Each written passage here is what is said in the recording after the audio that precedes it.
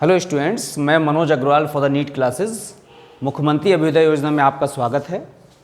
आपका जो टॉपिक है strategies for enhancement in food production, इसका एक पार्ट आप पढ़ चुके हैं।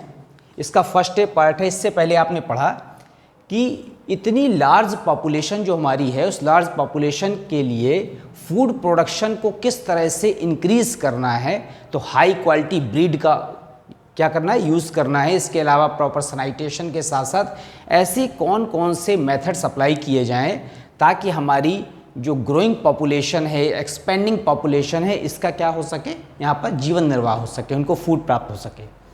तो इसके लिए हमने आपको बताया था, पहले हमने डोमेस्टिक एनिमल्स पढ़ा था, एनिमल हस्बेंड्री पढ़ा था, लिव स्टॉक्स पढ़े थे। लिव स्टॉक्स में आपने देखा था कौन कौन सा कैटल्स आ गए थे और कैटल्स के अलावा बफेलो आ गए थे। तो कैटल्स की वैरायटी हमने पढ़ ली थी, काऊ की इंडिजिनस ब्रीड और एक्जोटिक ब्रीड्स। इसी तरह से हमने बफेलो की वैरायटी पढ़ ली थी।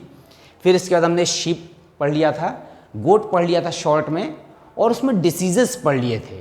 तो बैक्टीरियल डिसीज़ में आपने पढ़ा था कि ये ट्यूबरकुलोसिस होता है, मैस्टाइसिस मीन्स थनैला होता है।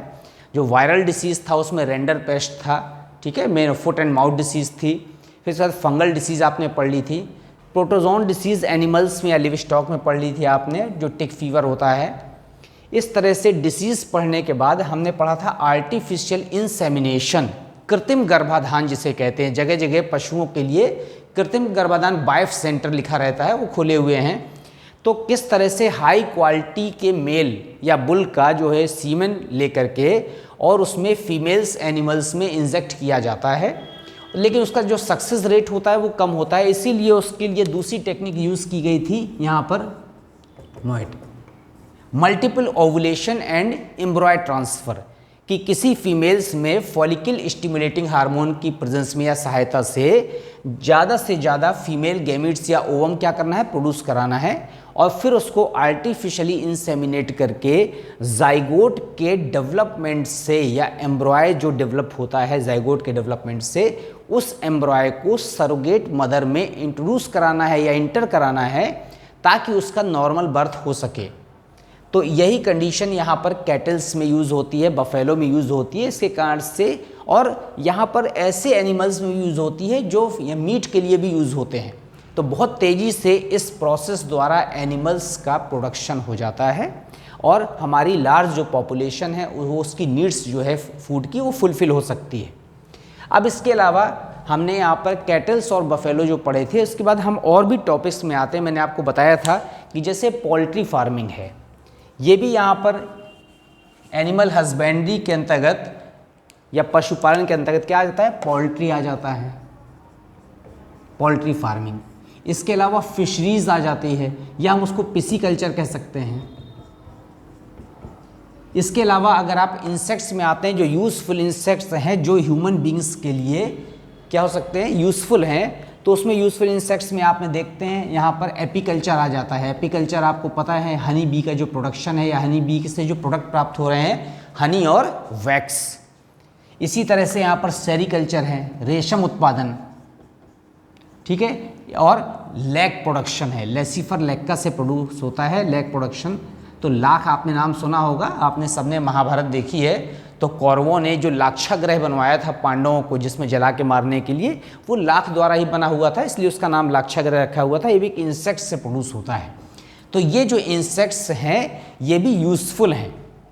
अब यहाँ पर poultry farming, pisciculture, apiculture, sericulture, lac production के बाद हम यहाँ पर इन टॉपिक्स के बाद किस में आ जाएंगे कि प्लांट्स में किस तरह से प्रोडक्शन को इंक्रीज़ किया जाए, और प्लांट प्रोडक्शन को इंक्रीज़ करने से किस तरह से हमारी जो डिमांड्स हैं वो क्या हो सकती हैं, फुलफ़िल हो सकती हैं। क्योंकि हम लोग ओमनीवोरस हैं, हम लोग प्लांट ईटर भी हैं और फ्लैश ईटर भी हैं। तो अभी हम यहाँ पर फ्लैश जो प्रोडक्शन के बारे में पढ़ रहे हैं, तो उसमें अभी हमने कैटल्स पढ़ लिया, बफेलो पढ़ लिया। तो कैटल्स और बफेलो दोनों से मोस्टली मिल्क प्रोड्यूस होता है, फ्लैश तो होता ही है, मिल्क होता है। और मिल्क प्रोडक्शन जो बहुत ज़्यादा मात्रा में इनॉर्मस इंक्रीज़ हुआ है, that is called the white revolution, श्वेत क्रांति। और श्वेत क्रांति के जनक कौन थे, the father of white revolution, doctor Verghese Kurien. तो वर्गीस कुरियन ने यहाँ पर जो है क्या किया था, तरह तरह के ऐसे एनिमल ब्रीड बनाए थे जिनसे हाई क्वालिटी मिल्क क्या हो जाएगा, प्रोडक्शन होने लगा ज़्यादा मात्रा में, quantitative as well as qualitative दोनों में जो प्रोडक्शन हुआ उसके कारण से यहाँ पर मिल्क प्रोडक्शन में भारत का बहुत महत्वपूर्ण स्थान हो गया, जबकि इससे पहले मिल्क प्रोडक्शन में इंडिया क्या था, बहुत पीछे था। तो अब इसके बाद हम आते हैं यहाँ पर पोल्ट्री में। तो पोल्ट्री आपको पता है यहाँ पर किसको कहते हैं, जो डक्स और गीज होते हैं यहाँ पर, that is a poultry farming. हम एक एक पढ़ते हैं, पहले हम पोल्ट्री फार्मिंग पढ़ेंगे, फिर पिसीकल्चर पढ़ेंगे, फिर इसके बाद सेरीकल्चर, पिसीकल्चर और एपीकल्चर टॉपिक लेंगे। This is the poultry farming. तो पोल्ट्री फार्मिंग क्या होता है, रियरिंग, किसका रियरिंग है, rearing of fowl, ducks, geese as well as turkeys etcetera. तो रियरिंग माने इन सब का पालन, फाउल का हो सकता है, डक का हो सकता है, गीज का हो सकता है, टर्कीज का हो सकता है, for the eggs and flash, eggs के साथ साथ किसका, मीट के लिए। अब आपको पता है कि एग और मीट दोनों प्रोड्यूस होते हैं पोल्ट्री फार्मिंग से। तो ये जो पोल्ट्री फार्मिंग है, पोल्ट्री में जो जो एनिमल्स आते हैं यहाँ पर लिखे हुए हैं, तो फाउल को नॉर्मली हम यहाँ पर एक और इसमें यूज कर सकते हैं, डक। अब फाउल में मोस्टली जो है क्या आ जाता है, कॉक और हैन आ जाता है, सामान्य रूप से हम क्या कहते हैं, मुर्गा मुर्गी कहते हैं।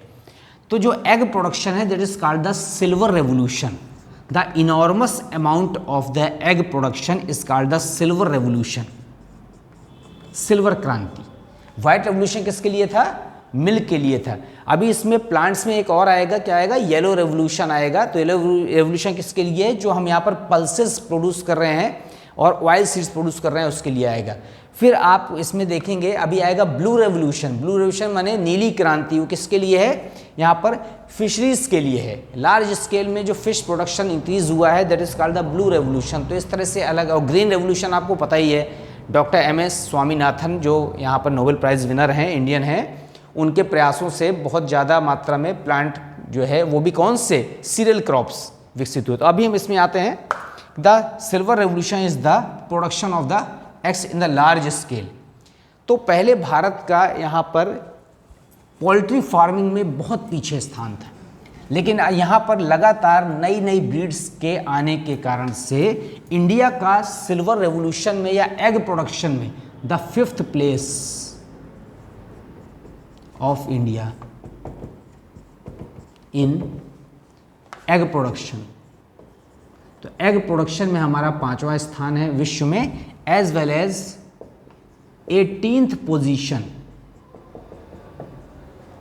फॉर ब्रॉयलर एक्सपोर्ट या प्रोडक्शन। ब्रॉयलर जानते हैं आप किसको कहते हैं, मीट के लिए जो यहाँ पर कॉक का जो मीट यूज होता है उसके लिए ब्रॉयलर वर्ड यूज करते हैं। तो इंडिया का जो सिल्वर रेवोल्यूशन में 5th प्लेस है एग प्रोडक्शन में। तो यहाँ पर बहुत सारे पोल्ट्री फार्मिंग के लिए कंडीशंस हैं। तो एक तो यहाँ पर पुअर मैन फार्मिंग भी कहते हैं कि पोल्ट्री जो है फार्मिंग क्यों यूज़फुल है। इंडिया की इकोनॉमी में एक बहुत बड़ा रोल है पोल्ट्री फार्मिंग का। क्यों रोल है, क्योंकि यहाँ पर जो पोल्ट्री फार्मिंग का जो ऑब्जेक्टिव है, उद्देश्य है कि कम से कम लागत में, यहाँ पे लिख सकते हैं ऑब्जेक्टिव्स ऑफ पोल्ट्री फार्मिंग। एक तो यहाँ पर जो है अनएम्प्लॉयमेंट, बेरोजगारी को क्या करना है, दूर करना है। यहाँ पर टू ओवरकम अनएम्प्लॉयमेंट, बेरोजगारी को दूर करना, ठीक है। और दूसरा क्या है, यहाँ पर बहुत कम लागत में, लो कॉस्ट बिजनेस। तो objectives and importance of poultry farming, तो लो कॉस्ट बिजनेस है। इसके अलावा यहाँ पर इजी टू ग्रो, बहुत तेजी से पोल्ट्री एनिमल्स क्या करते हैं, ग्रो करते हैं। इसके अलावा यहाँ पर ऑक्युपाई लेस स्पेस, बहुत कम स्थान पर ऑक्युपाइज लेस स्पेस। बहुत कम जगह पर पोल्ट्री फार्मिंग यहाँ पर खोला जा सकता है। इसके अलावा इसमें जो बेसिक नीड्स चाहिए हैं, तो बेसिक नीड्स के लिए जो पोल्ट्री फीड होता है, अगर हमारे पास एग्रीकल्चर खेती हो रही है तो उसका जो वेस्ट प्रोडक्ट निकलता है, उसमें वेस्ट प्रोडक्ट हमारे यहाँ पर किस में यूज़ हो सकता है? पोल्ट्री फीड में। यहाँ पर waste materials are used as poultry feed and bed. उनके रहने का जो स्थान बनाया जाता है और जो पोल्ट्री फीडिंग के लिए बनाया जाता है, उसमें हमारे एग्रीकल्चर के बहुत सारे वेस्ट मटेरियल्स, यहाँ पर वेस्ट एग्रीकल्चर मटेरियल्स यूज़ होते हैं। अब इसके बाद और क्या इम्पोर्टेंस है कि कम लागत है, बेरोज़गारी को दूर कर सकते हैं, ईजिली ग्रो करते हैं, इजी एक्लेमेटाइजेशन। आपने एक वर्ड यूज सुना है, एक्लेमेटाइजेशन। आसानी से अपने को अनुकूलित कर लेने की क्षमता।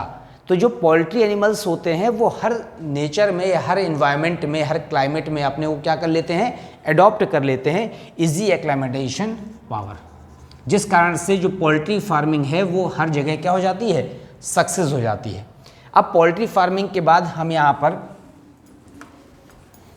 पहले उसका बायोलॉजिकल नेम पढ़ लेते हैं। जूलॉजिकल नेम क्या कहते हैं? गैलस कहते हैं, या गैलस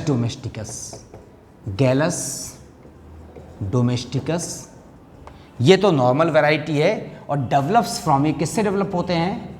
develops from wild species known as Gallus. जो फाउल की वाइल्ड वैरायटी होती है उसको गैलस कहते हैं यहाँ पर। और जो यहाँ पर घरेलू प्रजाति है जिसको हमने क्या किया है? कल्टीवेट कर लिया है, डोमेस्टिकाइज कर लिया है, that is called the Gallus domesticus. तो अब इसमें दो तरह की वैरायटी है। कौन कौन सी हैं? एक तो है यहाँ पर इंडिजीनस वैरायटी और दूसरी है यहाँ पर फॉरेन वैराइटीज। तो इंडिजीनस ब्रीड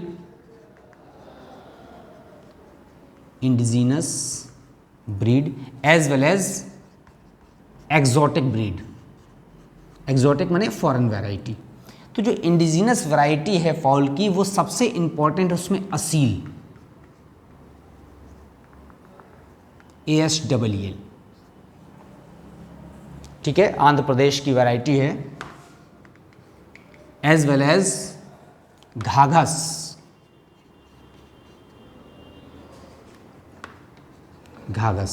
ये भी आंध्र प्रदेश की वैरायटी है।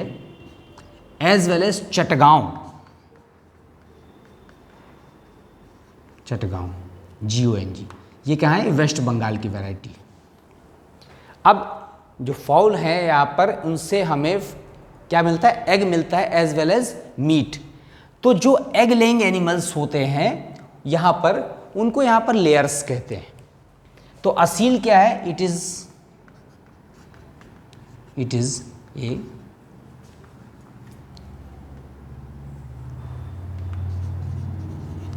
Very useful. अब क्या है यहाँ पर? टेबल बर्ड है।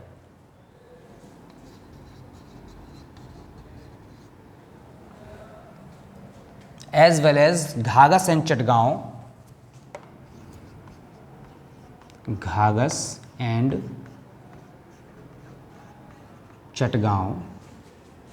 is used for egg production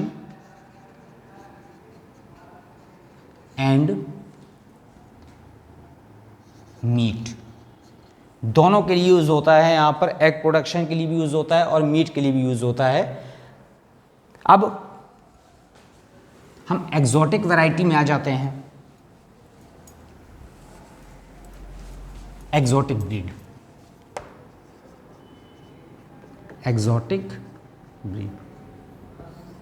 इसमें एग्जॉटिक ब्रीड में यहाँ पर एक अमेरिकन वैरायटीज़ हैं, अमेरिकन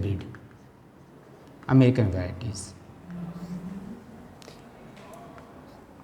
इसके अलावा एशियाटिक वैरायटीज़ हैं, मेडिटेरियन वैरायटीज़ हैं, तो हम कॉमनली क्या लिख देते हैं, एक्जोटिक ब्रीड लिख देते हैं। इसमें क्या है, रोडे आइलैंड, रोडे Island, Plymouth rock, Plymouth rock. फिर यहाँ पर हम किस में आते हैं, एशियाटिक वैरायटीज़ में आ जाते हैं, अदर वैरायटीज़, अदर वैरायटीज़। इसमें यहाँ पर जो एशियाटिक वैरायटी है उसमें आ जाता है कोचीन, ब्रह्मा, ठीक है। फिर इसके बाद यहाँ पर एक आता है आस्ट्रोकॉर्प,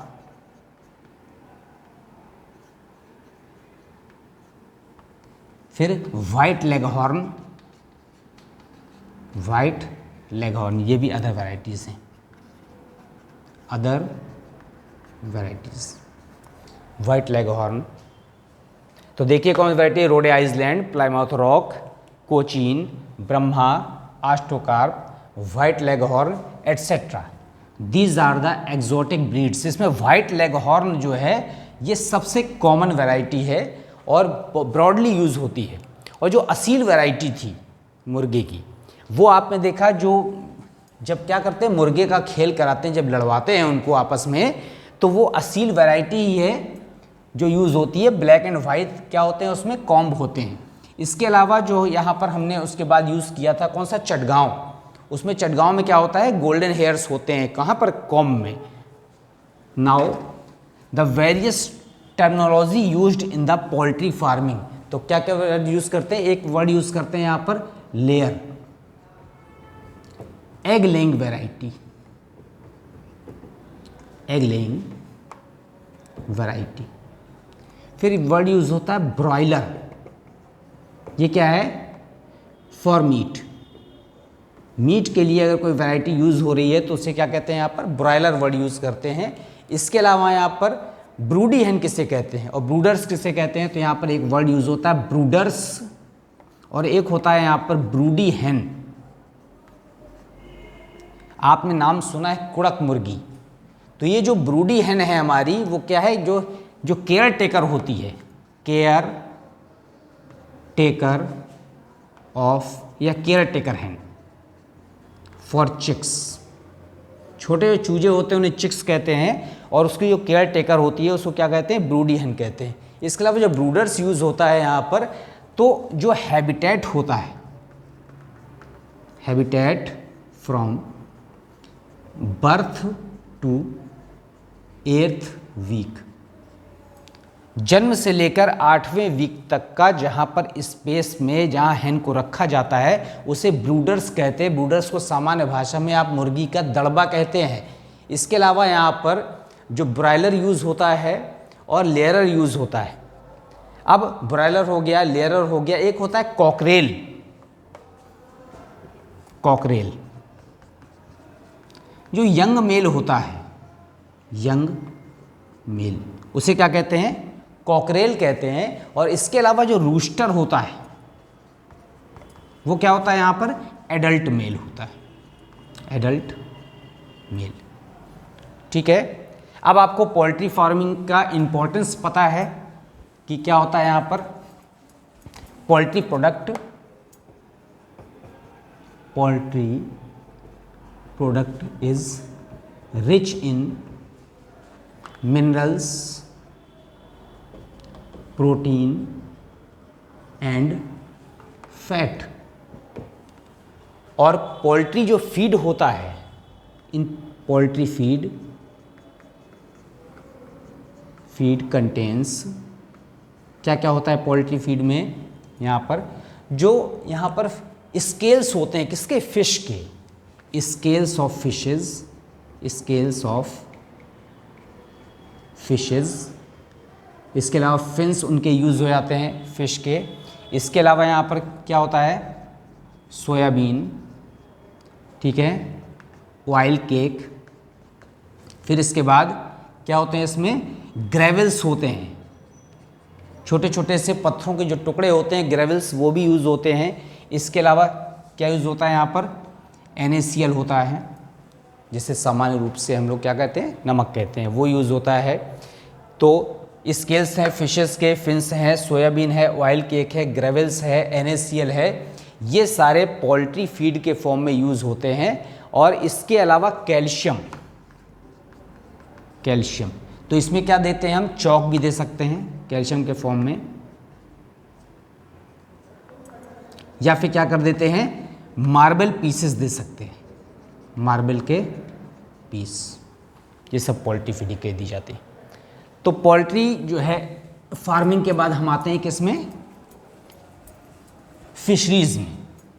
तो अगर बायोलॉजिकल लैंग्वेज में हम कहते हैं तो यहाँ पर फिशरीज ना कह के उसको क्या कहते हैं, पिसीकल्चर कहते हैं।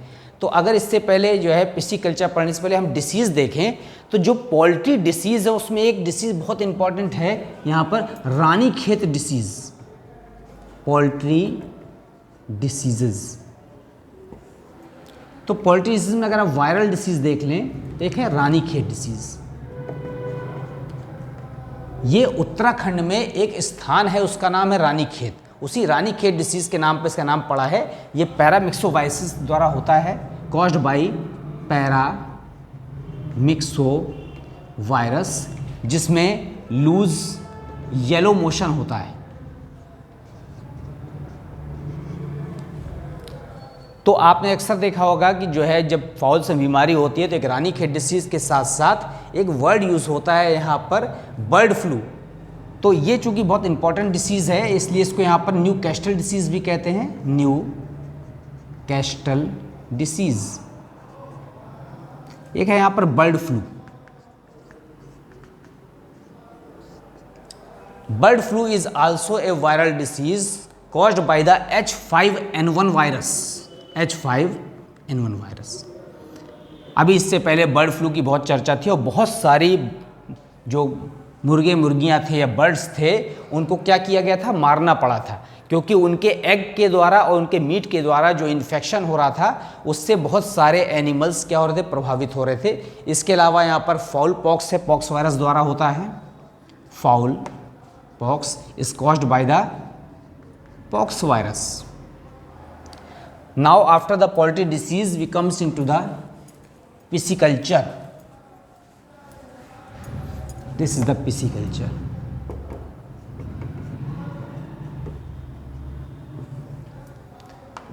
तो क्या है यहाँ पर, कल्चर ऑफ फिशेज। तो फिशेज का अगर कल्चर करें that is called the pisciculture, as well as the branch of biology in which we study the culture of the fishes called the ichthyology. Ichthyology is the branch of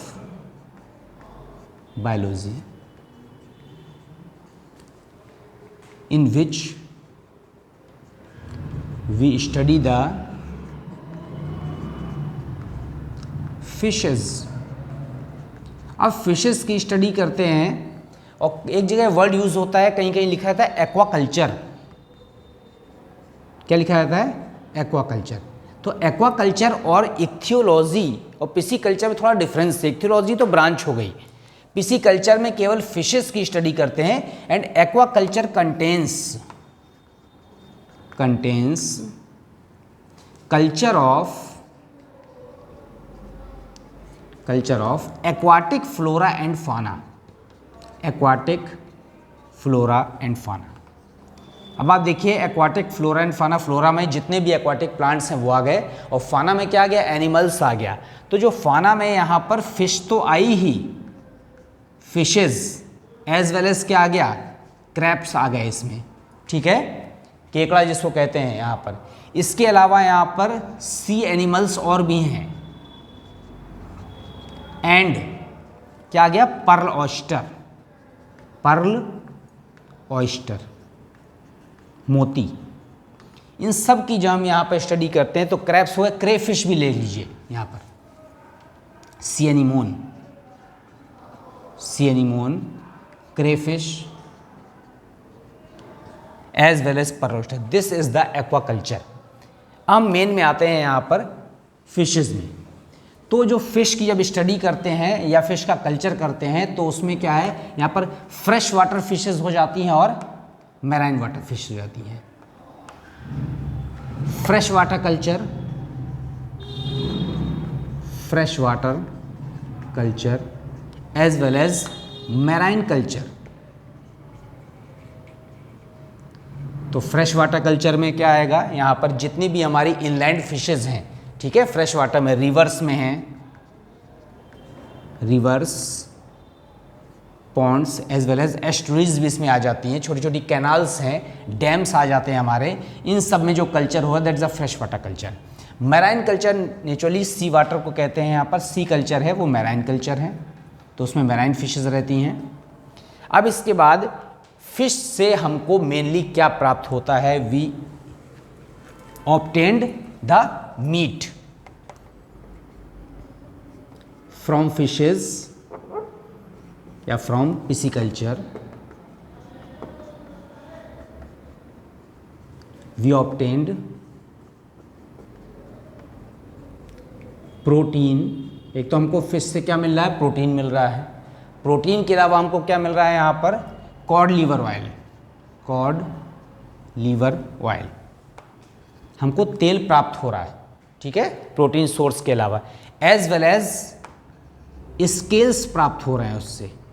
जो fish के scales होते हैं वो हमारे किस में काम आते हैं, फिश के जो स्केल्स हैं वो हमारे पर्स वगैरह बनाने के काम आते हैं, जो हमारा यहाँ पर डोमेस्टिक वर्क हो रहा है उसमें ऑर्नामेंट्स के रूप में यूज़ होते हैं, सजावटी सामान के रूप में। तो पिसिकल्चर में हमने प्रोटीन देख लिया, कॉड लीवर ऑयल देख लिया, स्केल्स देखे, सब चीज़ें हमको मिल रही हैं। अगर हम यहाँ पर वर्ड यूज़ करते हैं fisheries, what do you mean fisheries, इसमें क्या आएगा, रियरिंग, हार्वेस्टिंग एंड मैनेजमेंट। तो रियरिंग माने कल्चर कर रहे हैं, हार्वेस्ट कर रहे हैं, मैनेजमेंट कर रहे हैं of fishes are known as the fisheries, ठीक है। And there large scale cultivation, there large scale cultivation called blue revolution, क्या कहते हैं इसको, नीली क्रांति। इसके कारण से फिश प्रोडक्शन बहुत ज़्यादा बढ़ गया और इंडिया का क्या पर 7th, India is 7th position, India is in 7th position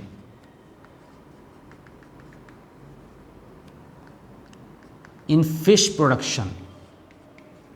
पूरे वर्ल्ड में इंडिया का फिश प्रोडक्शन में 7वां स्थान है, क्योंकि हमारा जो वास्तव में ज्योग्राफिकल एरिया है हमारे कंट्री का वो बहुत यूनिक है।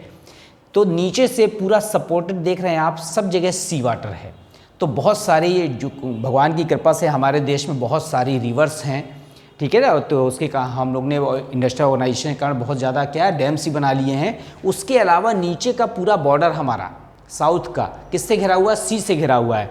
तो भारत के पास बहुत बड़ा सी लैंड है, उसके कारण से यहाँ पर जो फिश प्रोडक्शन है हमने बहुत ज़्यादा इनॉर्मसली क्या कर लिया, इंक्रीज़ कर लिया, ताकि हमारी जो प्रोटीन की डिमांड है वो इससे पूरी हो सके। अब फिशरीज से हमको जो है कॉड लीवर ऑयल मिलता है, प्रोटीन सोर्स तो है ही। इसके अलावा यहाँ पर एक वर्ड यूज़ होता है issuing glass, issuing glass is obtained by, किससे यूज़ होता है, यहाँ पर एक फिश होती है उसका जो ब्लैडर होता है उससे होते। तो ये काम कहीं में आता है, जो इशिंग ग्लास है, issuing glass is used in purification of wine, wine को शुद्ध करने में काम आता है। इसके अलावा जो इस शाग्रीन एक वर्ड यूज होता है, shagreen, shagreen is the scales of shark, shark fish के जो स्केल्स होते हैं किसमें यूज होते हैं, ऑर्नामेंट्स की तरह यूज होते हैं, यूज्ड इन डेकोरेशन, इसके अलावा जो कॉड लीवर ऑयल होता है वो बहुत ज़्यादा क्या होता है, यूज़फुल होता है, स्टेरिलिटी के काम आता है। Cod liver oil is remedy for sterility.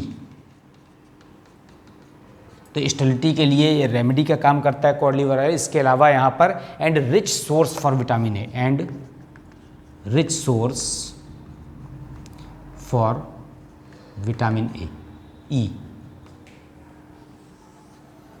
ये यहाँ पर आपने पोल्ट्री फार्मिंग पढ़ लिया, फिशरीज पढ़ लिया। अब पोल्ट्री फार्मिंग और फिशरीज के बाद हम यहाँ पर जो वैरायटीज देख लेते हैं, यहाँ पर types of fishes, types of fishes या टाइप से यहाँ देख लें वैरायटीज ऑफ फिशेस। तो कौन कौन सी यहाँ पर, ये फ्रेश वाटर वैरायटीज़ हैं या फ्रेश वाटर स्पीशीज़, और दूसरी कौन सी है यहाँ पर, मैराइन स्पीशीज़ हैं, मैराइन स्पीशीज़। तो जो फ्रेश वाटर स्पीशीज़ है वो मोस्टली आपको पता है यहाँ पर कतला यूज़ होता है, नाम कतला, ठीक है ना, मृगला, तो कतला है, मृगला है, ये सब यहाँ पर फ्रेश वाटर स्पीशीज़ हैं। और होमोन्यूस्टिस जो है यहाँ पर क्या है, मैराइन स्पीशीज़ है। तो बहुत डिटेल में हमको यहाँ पर फिश कल्टीवेशन नहीं पढ़ना है। हम आते हैं इसके बाद किस में, यूजफुल इंसेक्ट्स में। यूजफुल इंसेक्ट्स, अब इसमें सबसे पहले हम पढ़ते हैं एपीकल्चर। एपीकल्चर आपको नाम समझ में आ रहा है कि क्या है, rearing and management of honey bee, मधुमक्खियों का पालन और उनका जो मैनेजमेंट है, that is called the apiculture. And the space जिस जगह पर उनको रखा जाता है, and the space for culturing is known as, इनका जो स्पेस होता है इसमें इसको कल्चर कहते हैं, इट इज कॉल्ड द एपियरीज। आपको पता है जो हनी बी होती है वो किस में रहती हैं, ग्रुप्स में रहते हैं, कलेक्शन में कॉम्ब बनाते हैं, यहाँ पर गुच्छे में रहती हैं। और जो मेन हनी बी है वो कैसी है, यहाँ पर useful insects as well as social insect and the polymorphic. Honey bee is polymorphic, social and useful insects। अब हनी बी के आपने नाम जानते हैं, जो बॉटनिकल जो जूलॉजिकल नेम होता है हनी बी क्या होता है, Apis indica. This the varieties of honey B, the varieties of honey B. ये एज ओल्ड इंडस्ट्री है इंडिया की, सबसे प्राचीन काल से जो है यहाँ पर क्या होता है, शहद उत्पादन हो रहा है इंडिया में। तो जो वैरायटीज़ हैं यहाँ पर, वैसे तो बहुत सारी वैरायटी हैं, एपिस डोरसाटा है, लेकिन यहाँ पर सबसे मेन वैरायटी है Apis indica. Is the Apis indica, it is the Indian variety. नाम इससे समझ में आ रहा है आपको, एपिस इंडिका लिखा है तो इंडियन वैरायटी है। और ये जो इंडियन वैरायटी है बहुत ईजिली कल्टीवेट की जा सकती है। और कैसी होती है जो एपिस इंडिका, ये ज़्यादा फॉरेशियस नहीं होती है, मतलब अटैक नहीं करती है, कम अटैक करती है, और सॉफ्ट नेचर्ड की होती है, soft natured honey bee as well as Apis mellifera. Apis mellifera ये क्या है, यहाँ पर ब्रिटिश वैरायटी है, British variety, as well as Apis dorsata. Apis dorsata, ये एपिस डोरसाटा है, ये क्या है, वाइल्ड वैरायटी है और लार्ज वैरायटी है, लार्ज एंड वाइल्ड। वाइल्ड के अलावा ये रॉक वैरायटी है, रॉक वैरायटी। और इसको जो कल्टीवेट करना बहुत कठिन होता है and difficult to cultivate, difficult to cultivate, but it produces large comb, बहुत बड़ा छत्ता होता है इसका, एंड 15 to या 25 to 30 kg वेट। इसका जो छत्ता होता है बहुत बड़ा होता है, 25 से 30 किलो वेट का होता है, और इतनी ज़्यादा मात्रा में इससे क्या प्रोड्यूस हो सकती है, हनी प्रोड्यूस हो सकती है। लेकिन हमारी जो इंडियन वैरायटी है सॉफ्ट नेचर की होती है, और ये इससे जो हनी प्रोड्यूस होती है, the weight of comb approximately 15 से 20 kg, 15 से 20 kg का जो छत्ता होता है, और उससे हनी क्या होती है, प्रोड्यूस होती है। अब हम इसकी वैरायटीज़ के बाद आते हैं कि पॉलीमार्फिक लिखा हुआ है तो कितनी तरह के मेंबर हैं। तो जो हनी बी होती है, इस हनी बी में यहाँ पर 2 तरह के एक्स होते हैं, एक्स ऑफ हनी बी,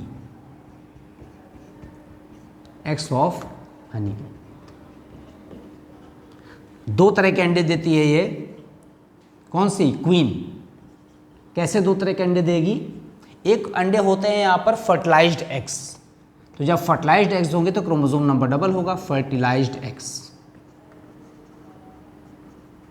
और दूसरे तरह के अंडे होते हैं यहाँ पर अनफर्टिलाइज्ड एग्स, अनफर्टिलाइज्ड एग्स। ये हैप्लॉइड हो गए, ये डिप्लॉइड हो गए। तो जो डिप्लॉइड एग होते हैं उससे जो बनते हैं वो बनते हैं यहाँ पर वर्कर्स, ठीक है। तो यहाँ पर जो वर्कर्स हैं वो सब क्या हैं? फीमेल हैं, ठीक है। अब इन्हीं वर्कर्स में से जिसके एम्ब्रॉय को रॉयल जेली खिलाई जाएगी, द एग या निम्फ या लार्वा, कुछ भी हम कह सकते हैं, which feed on royal jelly, इनमें से जो रॉयल जेली खा लेगा वो किस में कन्वर्ट हो जाएगा? That converted into the queen, वो क्वीन में कन्वर्ट हो जाएगा, यानी वर्कर्स में ही। अब क्या होगा? तो क्वीन तो यहां पर क्या हो जाएगी? लार्ज साइज की हो जाएगी, लार्ज साइज्ड। और इसका जो फंक्शन है क्या है? ओनली एग लेइंग, केवल अंडे देने का काम है। वंस इन लाइफ, पूरे लाइफ टाइम में ये एक बार ये क्या करती है? अंडे देती है। अब अनफर्टिलाइज्ड एग से क्या बनता है? इट इज यहाँ से इससे बनेगा यहाँ पर ड्रोन्स। ड्रोन्स क्या होते हैं? मेल होते हैं, और वर्कर्स मैंने आपको बता दिया क्या होती हैं? फीमेल्स होती हैं। तो अब क्वीन केवल एग लेइंग कर रहा है, तो बाकी वर्कर्स क्या होंगी?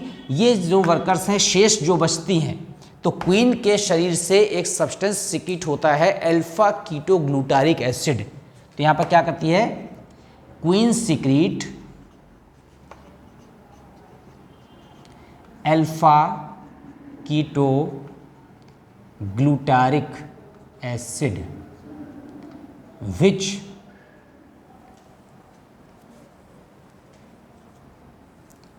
makes other workers, which makes workers sterile। इसके शरीर से निकला सब्सटेंस वर्कर्स को स्टराइल कर देता है, नहीं तो ये सब फीमेल्स हैं, सभी क्या करती? एग लेइंग का काम करेंगी।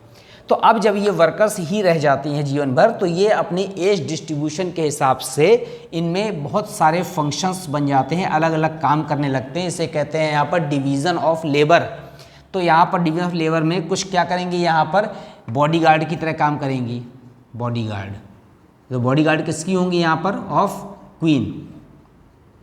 कुछ क्या करेंगी? यहाँ पर छत्ते के द्वार पर क्या करेंगी?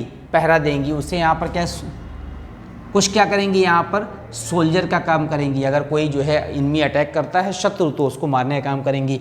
कुछ क्या क्या करेंगी? यहाँ पर कि आया का काम करेंगी। तो ठीक है, तो क्या करते हैं यहाँ पर कि जो उनके एग होते हैं, एग से जो निम्फ डेवलप हो रहे हैं, उनकी क्या करना है? उन्हें पोषण देना है, तो उन्हें नर्स बीज कहते हैं। कुछ यहाँ पर लगातार जो है अपने विंग्स हिलाती रहती हैं, ताकि जो अंदर की पॉल्यूटेड एयर है CO2 वो कहाँ निकलती रहे? बाहर। इसे फैनिंग बीज कहते हैं। तो यहाँ पर ये बॉडीगार्ड का काम कर सकती हैं, सोल्जर का काम कर सकती हैं, नर्स का काम कर सकती हैं, फैनिंग का काम कर सकती हैं, as well as food collector, food collecting, भोजन संग्रह करता। तो इतने तरह का डिवीजन ऑफ लेबर हो जाता है और अनफर्टाइज्ड एग्स से क्या बन जाता है, ड्रोन्स बन जाते हैं। अब जो ड्रोन्स होते हैं ये केवल used for fertilized the queen को केवल फर्टिलाइज करते हैं और इसके बाद फर्टिलाइज के बाद इनको ड्रोन्स को मार के छत्ते से क्या कर दिया जाता है, भगा दिया जाता है। और चूंकि ये कोई भी फंक्शन नहीं कर सकते, ना ही ये फूड कलेक्ट कर सकते हैं, ठीक है, क्योंकि फूड कलेक्टिंग जो ऑर्गन्स हैं वो इसमें नहीं पाए जाते, इसीलिए ये छत्ते से खदेड़ दिए जाते हैं, तो क्या हो जाते हैं, मर जाते हैं, एंड देन किल्ड आउट। अब यहाँ पर 3 तरह के मेंबर्स हो गए, आपने देख लिया, वर्कर्स था, क्वीन थी और क्या था यहाँ पर, ड्रोन्स थे। तो थोड़ा थोड़ा सा इनका फंक्शन पढ़ लेते हैं। ये वर्कर्स हैं, फिर इसके बाद ड्रोन्स हैं और फिर क्या है, क्वीन है। सबसे इंपॉर्टेंट है इसमें वर्कर्स।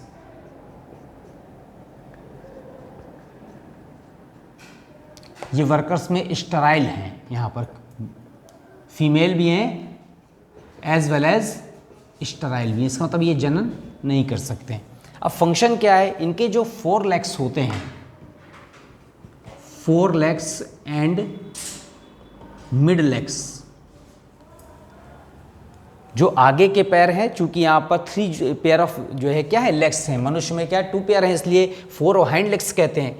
इसमें 4 लेग्स और मिडिल लेग्स, ये जो लेग्स होते हैं इसमें क्या होते हैं, पॉलन ब्रश होते हैं। अब ये पॉलन ब्रश क्या करते हैं, लगातार स्क्रैच करते हैं, तो फ्लावर से जो पॉलन ग्रेन्स को बाहर झाड़ने का कार्य है वो इनमें होता है। Mid legs contains pollen brush, contains pollen brush and pollen basket, जिसमें इकट्ठा होता है उसको कहते हैं pollen basket, are present in hind legs. जो हाइंड लेग्स होता है उसमें यहाँ पर पॉलन बास्केट होती है, तो उसमें यहाँ पर जितने पॉलन ग्रेन्स हो सकते हैं वो सब क्या हो जाते हैं, कलेक्ट हो जाते हैं, और इसी से क्या बनता है, हनी बनता है। तो वर्कर्स जो स्टेराइल भी हैं, 4 लेग्स और मिड लेग्स, उसमें पॉलन ब्रश होते हैं, पॉलन बास्केट जो है हाइंड लेग्स में यहाँ पर पॉलन बास्केट कलेक्ट हो जाते हैं। अब इसके बाद इनमें क्या पाया जाता है, स्टिंग पाया जाता है, एंड दे कंटेन स्टिंग। शत्रु से आक्रमण कर जब होता है तो अपने बचाव के लिए इसमें क्या आते हैं, स्टिंग पाए जाते हैं। जो क्वीन होती है यहाँ पर उसमें do not contain sting, do not contain pollen basket and sting, कुछ नहीं पाया जाता। और जो ड्रोन्स होते हैं उसमें भी कुछ नहीं पाया जाता, और वो भी क्या करते हैं, यहाँ पर केवल अपने जो है फीमेल्स को फर्टिलाइज करने का काम करते हैं। तो ये आपने हनी बी का पॉलीमॉर्फिज्म देख लिया, फंक्शन देख लिया। अब इसके बाद जो इकोनॉमिक इम्पोर्टेंस है कि क्या प्रोड्यूस करते हैं, ये हनी प्रोड्यूस कर रहे हैं, और हनी के अलावा क्या प्रोड्यूस कर रहे हैं, वैक्स प्रोड्यूस कर रहे हैं। तो हनी क्या होती है, यहाँ पर एक antiseptic as well as nutritious substance होता है, न्यूट्रिशियस सब्सटेंस है, विच कंटेन्स, क्या क्या पाया जाता है इसमें, ग्लूकोज, फ्रक्टोज, ठीक है, फिर लैक्टोज। तो ग्लूकोज है, फ्रक्टोज है, लैक्टोज है, इतने तरह की तो इसमें क्या पाई जाती है, शुगर पाई जाती है। अब चूंकि इतनी तरह की शुगर है इसलिए यहाँ पर क्या है, यहाँ पर नेचुरल स्वीटनिंग एजेंट है, नेचुरल स्वीटनिंग एजेंट, ठीक। इसके अलावा इसमें and contains and various enzymes, बहुत सारे एंजाइम्स होते हैं, सच एज डायस्टेज एट्सेट्रा। अब जो वैक्स होती है यहाँ पर, तो क्या होता है, ये वैक्स कहाँ से प्रोड्यूस हो रही है, जो उनका यहाँ पर क्या चीज़ है, वैक्स के लिए जो शरीर पर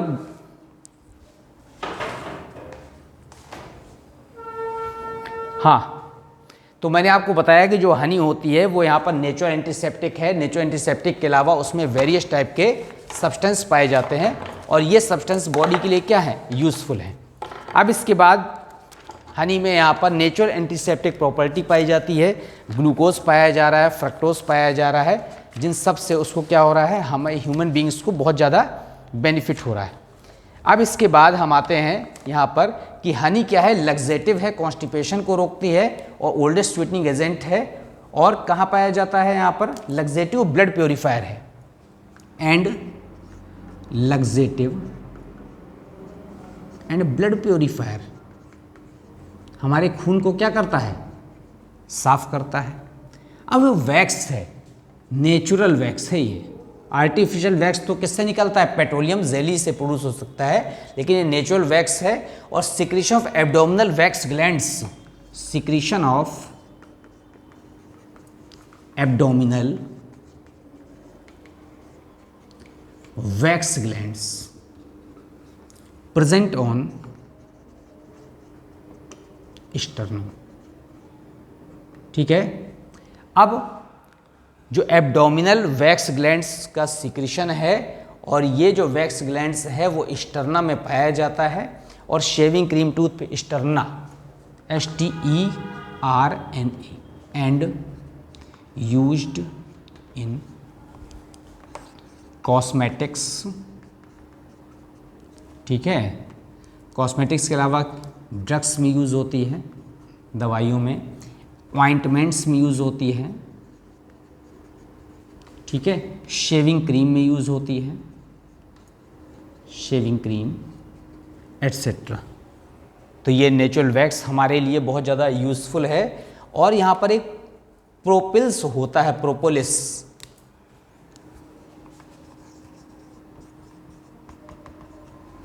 ये क्या है, नेचुरल रेजिन है,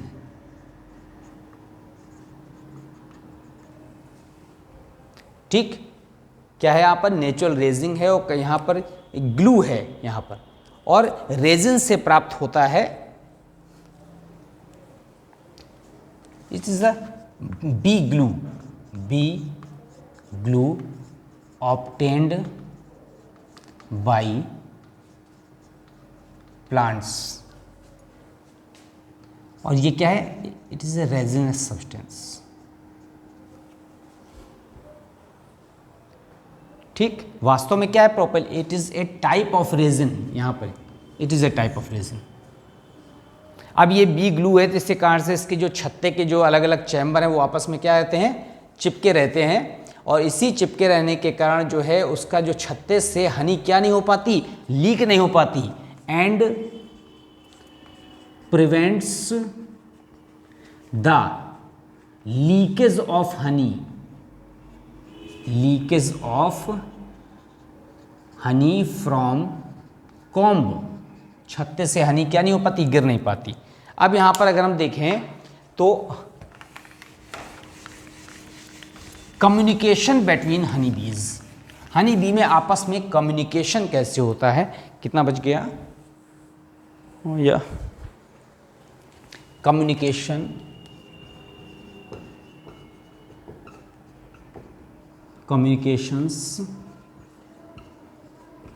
amongst honey bee, honey bee में आपस में कम्युनिकेशन कैसे हो रहा है। तो एक कार्ल वॉन फ्रिश हुए scientist, Karl von Frisch discovered it, ठीक है, और दो तरह, और and awarded Nobel prize, and awarded Nobel prize by. अब यहां पर जो है वास्तव में कम्युनिकेशन कैसे हो रहा है, communication bye movements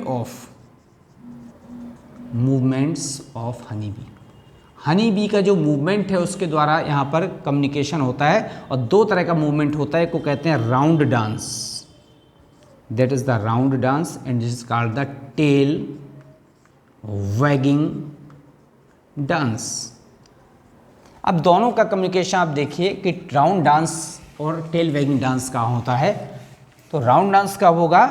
when food source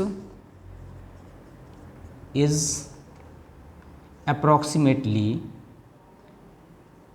75 meter from comb। ठीक है, अगर ये 75 मीटर के आसपास है, और यहाँ पर क्या होगा?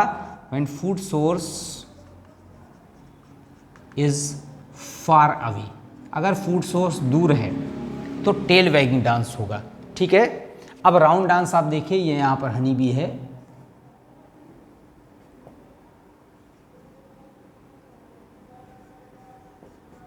ऐसा, ये हनी बी ऐसे मूवमेंट कर रही है।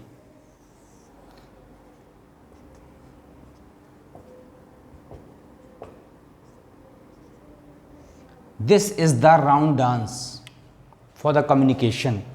And the tail wagging dance में क्या होगा? यहां पर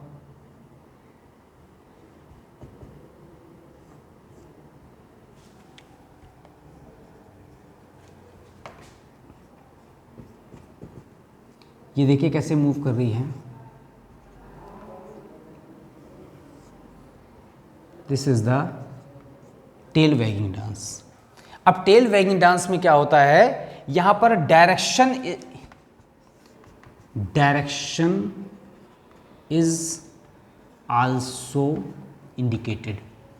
डायरेक्शन का भी पता चल रहा है हमको। कैसे पता चल रहा है? आप देखिए यहां पर, ये यहां पर सनलाइट है, क्या है? ये सन है, और ये उसका क्या है? हाइव है।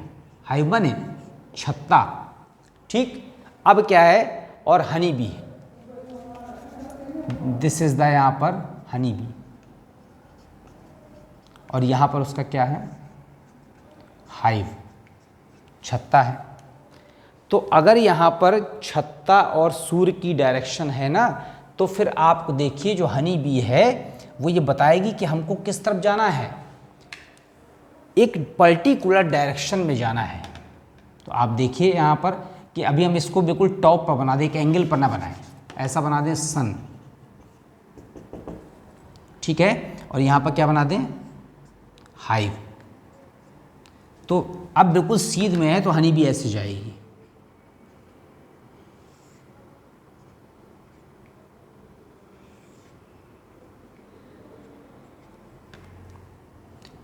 क्या है यहाँ पर? हनी बी में 90 डिग्री एंगल पर है, 90 डिग्री एंगल। ये क्या है? हाईवे। ये क्या है? सन है। तो सन की डायरेक्शन में यहाँ पर बीच में क्या है? ये फूड सोर्स है। तो फूड सोर्स अगर जो है छत्ते और सूर्य के बीच में है, तो ये कहाँ? ऊपर की तरफ जाएगी। अब सपोज करिए कि सन यहाँ पर है, सन तो हमेशा टॉप पर ही होता है। ठीक है, यहाँ पर क्या है? हाइव है, छत्ता, और फूड सोर्स यहाँ पर है। फूड सोर्स यहाँ पर, फूड सोर्स कहाँ था? बीच में था। तो अब क्या करेगी ये हनी बी कि ये ऐसे नीचे की तरफ आएगी, क्यों? ये बता रही है कि सूर्य से और छत्ते से और हमें फूड सोर्स के कहाँ से अपोजिट जाना है, और फिर इसके बाद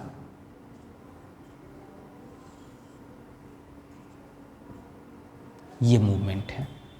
ठीक, और अगर एक पर्टिकुलर डायरेक्शन में सपोज करिए कि सन यहाँ पर है और यहाँ पर उसका छत्ता इस जगह पर है। ठीक है, और फूड सोर्स क्या है? एक निश्चित एंगल बना रहा है, ये फूड सोर्स है, और ये यहाँ पर क्या है? इसका हाइव है। ठीक, इसका मतलब है कि एक निश्चित एंगल हो रहा है, तो ये ऐसे जाएगी।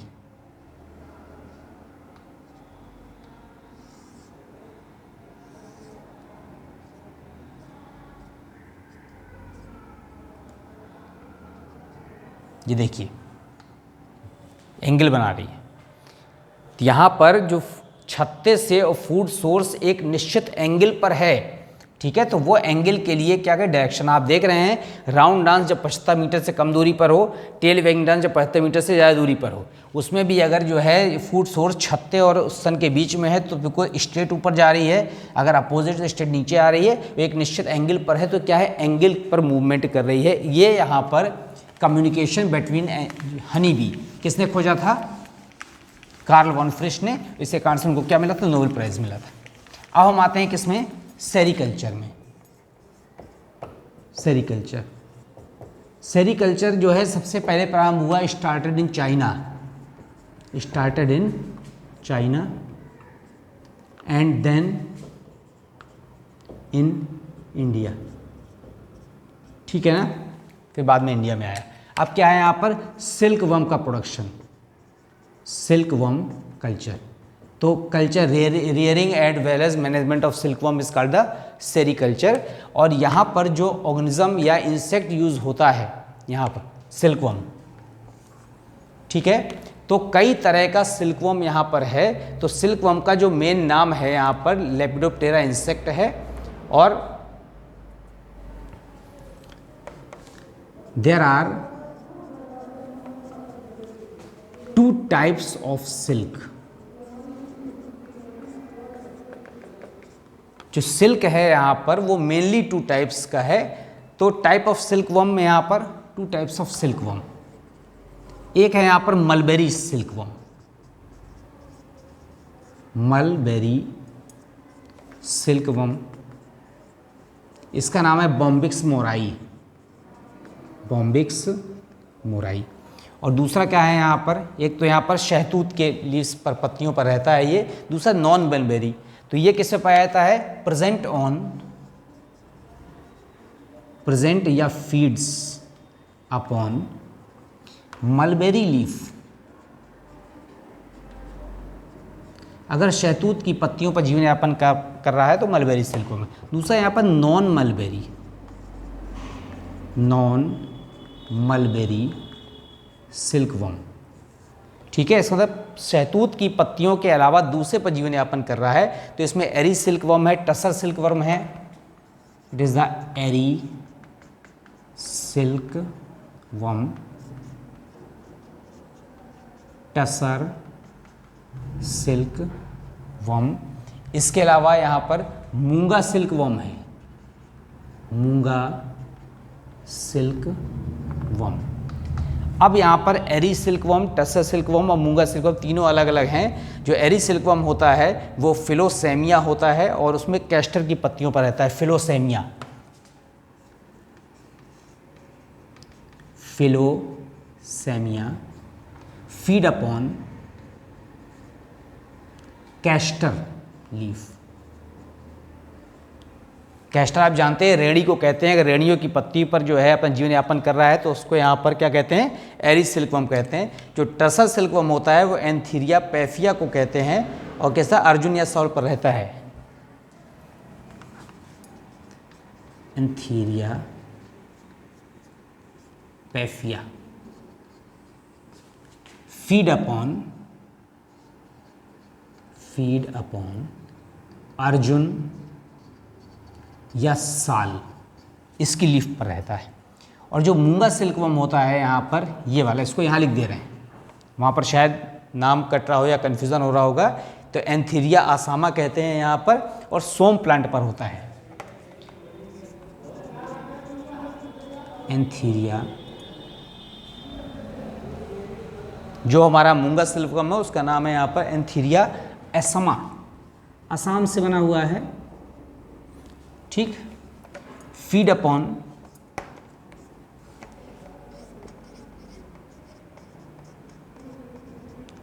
सोम plant only cultivated in India और आसाम। अब सिल्क वर्म प्रोडक्शन का भारत में बहुत ज़्यादा यूज़ हो रहा है और लगभग 25,000 ककून से the silk is obtained by, या silk is prepared by prepared by salivary glands of cocoon, ठीक है ना, या insect, salivary glands of insects. Insect अपनी सलाइवरी ग्लैंड्स से क्या बनाता है, सिल्क बनाता है। एंड बाय बॉइलिंग 25,000 25,000 ककून, ठीक है, ½ पाउंड सिल्क इज ऑब्टेन्ड, आधा पाउंड रेशम प्राप्त होता है यहाँ पर, या अप्रॉक्सीमेटली 1 पाउंड कह दीजिए, 1 पाउंड को ही आधा किलो कहते हैं। 1 पाउंड रेशम के लिए यहाँ पर 25,000 ककून को हमको क्या करना पड़ता है, कल्टीवेट करना पड़ता है। और इसका जो यूज़ है यहाँ पर सिल्क का, वो आपको पता है कि सिल्क में यहाँ पर साड़ियाँ बनती हैं, इसके 2 तरह का प्रोटीन होता है, फाइब्राइन और sericin. Silk contains fibroin and sericin protein, 2 तरह की प्रोटीन होती है। ऑब्जेक्टिव क्वेश्चन आपका आ सकता है कि फाइब्राइन प्रोटीन होती है उसमें, और क्या होती है, सेरिसिन प्रोटीन होती है। और जो सिल्क इंडस्ट्री है इंडिया में, वो बहुत तेज़ी से क्या कर रही है, ग्रो कर रही है। और भारतवर्ष का सिल्क प्रोडक्शन में बहुत मेन स्थान है, जिसमें बहुत ज़्यादा मात्रा में सिल्क वर्म क्या हो जा रहा है, प्रोड्यूस किया जा रहा है। और एज वेल एज यहाँ पर diseases of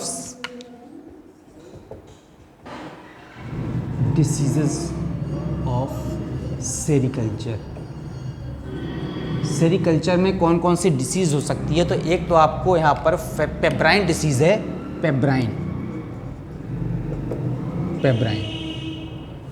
disease by Nosema. ये क्या है, यहाँ पर एक प्रोटोजोआ है, उसके द्वारा यहाँ पर क्या हो रहा है, सिल्क वर्म बहुत ज़्यादा मात्रा में डैमेज हो रहा है। इसके अलावा यहाँ पर फ्लेचेरी बैक्टीरियल डिसीज़ है, फ्लेचेरी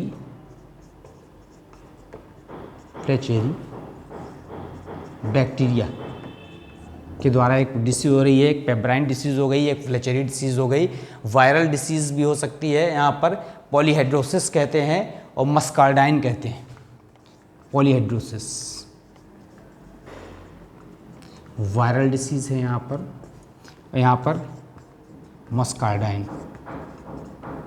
तो these are the various diseases यहाँ पर। तो जो मस्कार्डाइन है वो फंगल डिसीज़ है, यहाँ पर fungal. These are the various disease of the sericulture. इसके अलावा हम आते हैं किसमें, लाख प्रोडक्शन में, लैक प्रोडक्शन या लैक कल्चर। तो जो लैक इंसेक्ट होता है उसका नाम है लेसिफर लक्का। लेसिफर लक्का एक इंसेक्ट होता है, और इसी इंसेक्ट्स के सिक्रीशन से यहाँ पर या इसकी बॉडी में जो है क्या बनता है, लाख बनता है। और लाख जो है यहाँ पर हम क्या करते हैं, पहला ऐसा इंसेक्ट है, ये रेजिन है और एनिमल ओरिजिन का होता है। Lac is the resin of animal origin. Animal origin का ही क्या है, यहाँ पर रेजिन है, और बहुत तेजी से क्या कर लेता है, आग पकड़ लेता है। और कौरवों ने क्या बनाया था, Kaurava used lac for palace, for making palace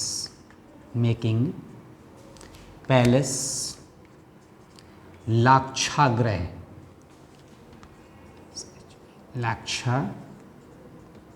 for Pandavas. पांडवों के लिए यहाँ पर उन्होंने, कौरवों ने एक लाक्षागृह नामक महल बनवाए थे, जिसमें बहुत तेज़ी से आग पकड़ लेता है। वो यहाँ पर लेसिफर लैक्का नामक इंसेक्ट से बनता है, और ये कॉमर्शियल लेवल पे बनाया जाता है, ठीक है। तो इतने तरह के यहाँ पर, इसके अलावा यहाँ पर लाख रिसर्च इंस्टीट्यूट रांची में खुला हुआ है, lac research institute in Ranchi. कहाँ पर है ये, झारखंड में है, झारखंड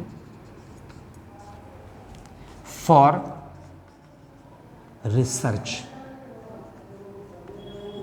ठीक है, अब यहाँ पर आपने देख लिया कितने एनिमल्स या इंसेक्ट यहाँ पर ह्यूमन बींग्स में यूज हो रहे हैं, किसके लिए, फूड प्रोडक्शन के लिए या ह्यूमन वेलफेयर के लिए। अब इसके बाद हम आएंगे प्लांट्स के बारे में कि कौन कौन, अभी तक हम देख रहे थे कौन कौन से एनिमल यहाँ पर इन्हेंसमेंट फूड प्रोडक्शन में, फूड प्रोडक्शन को बढ़ाने में काम आ रहे हैं और ह्यूमन बींग्स की जो नीड्स है फुलफिल हो रही है। नेक्स्ट टॉपिक में हम पढ़ेंगे कि ऐसे प्लांट्स के किस तरह से ब्रीडिंग कराई जाए, प्लांट ब्रीडिंग की, प्लांट की नई नई वैरायटीज प्रोड्यूस हो ताकि यहाँ पर फूड प्रोडक्शन में बहुत तेजी से क्या हो सके, ग्रोथ हो सके। तो उसके मेथड्स पढ़ने हैं, उनके एग्जाम्पल्स पढ़ने हैं और उनके स्टेप्स पढ़ने हैं। Okay, thank you students.